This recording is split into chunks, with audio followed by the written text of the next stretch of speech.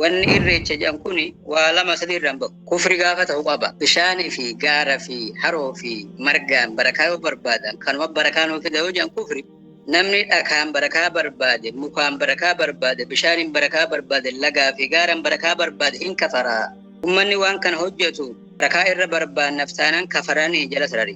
Lakkii waan kana irra barakaa barbaadan jiranii, rabbi irra barakaa barbaadanii, rabbi dukkana gannaa keessaa nu baase ifatti nu haa baasu, nu rabbi irra waa barbaaduu dhufne yoo kan jedhan tahe tokkumti nama muslimaa irraa hin fageessa. Akkana jedha rabbi Qur'aan keessatti. Qur'aan isinitti buufnee jirra yoo waa dhageessa waan bada waan shari'aa faalleessu waan shari'aan hin jaalanne yoo agartan ormaa wajjin akka yoo irraanfattanillee walakkana kan kaadeemaya kaadeemadhaa jedha nama wanjala hojjetu biran ta'inaadha. Inna Allaha jaami'ul munaafiqiina wal kaafiriina fi jahannam jamii'a akkas jedha. Maaliif li'anna haadira al-munkari kafaa'ili namni wanjal bira jiru akkuma nama dalageeti. Yoo lakki duhama godhanna rabbuma kadhanna shukri maafi kan jedhan tahan baraa watti itti godhan. Shari'aa keenya keessatti waan rabbiin baratti nuu kaahi malee waan nabiin baratti nuu kaahi malee baratti wanni godhamu hin jiru. Baduma gooletuma aadama ormallee mee haa jedhani. Aadamallee yoo ta'e baraa wanni godhamuun man jiru mukaan isa irreessa jedhanii mihi duhama jedhanii odoo wal gahanii bara baraa wanni gaggeeffamu hin jiru. Dubartii wajjini walgahii guddaa muslimaa fi kaafir walitti qabamu. Rabbi kadhatanii jedhan. Rabbi maal jedhee kadhatutti jiran? Gurraacha garaa garbaa jedhanii. Gurraacha garaa garbaa takka dhaggeessan rabbi keessatti.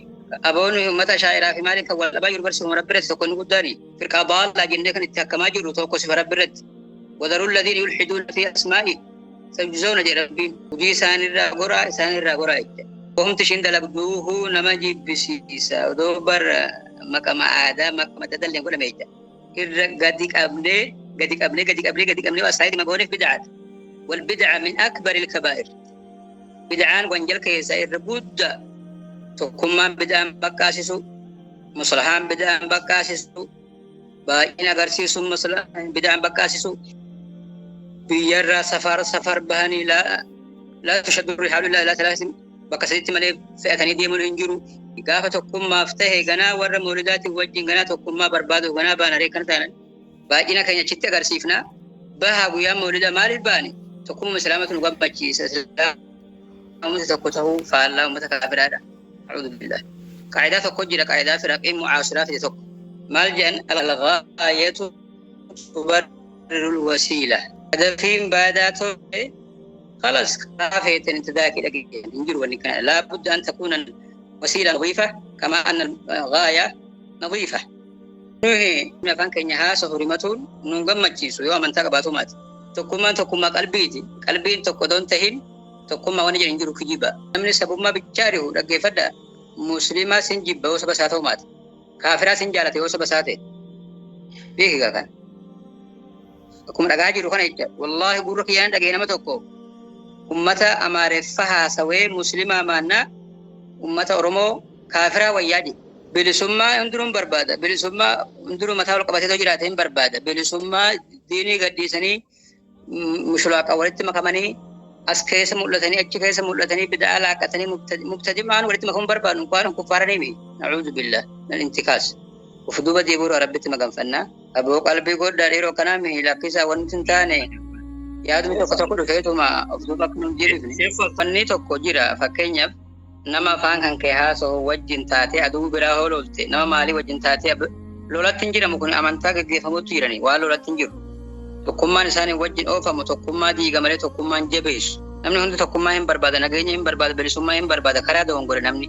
Bilisummaan ishiin gudditti rabbii walii galu. Ibn Qayyim waan jiru harabuu min arriqqi alladhii khuliquu lahu wa buluu biriqqi nafsi washayxaani. Namni garbummaa rabbii tulfaayeti garbummaa shayxaanatiin mokkorame. Bilisummaan kan wal nuu qabdu ogaa amantaa keenya jabeeffanne. Wala yansuranna Allahu man yansuruhum jenne. والذين جاهدوا فينا لنهدينهم سبلنا.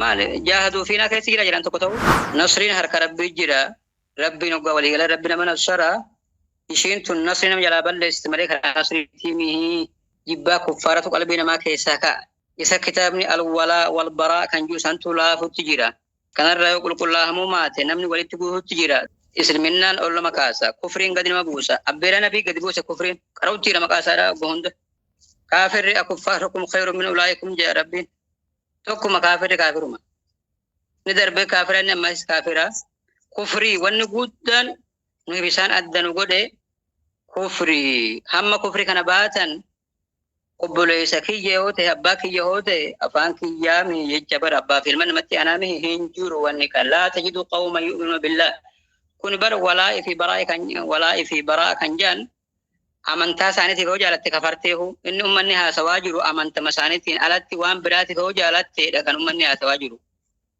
ملالي إيمانهم واني أكيدا سانتي فوجا لت كن كفري يبان إبات سرت سردني جا أدوي في إرياء الدم بافتوك أو نقوادرا أدوين كينيا نمانوان أمانة أمانين بكا يا أيها الذين آمنوا لا تتخذوا عدوي وعدوكم أولياء يا ور أمانتن ألا تكيسنا كمن جالت تنجا إنو من جالتين غير متكون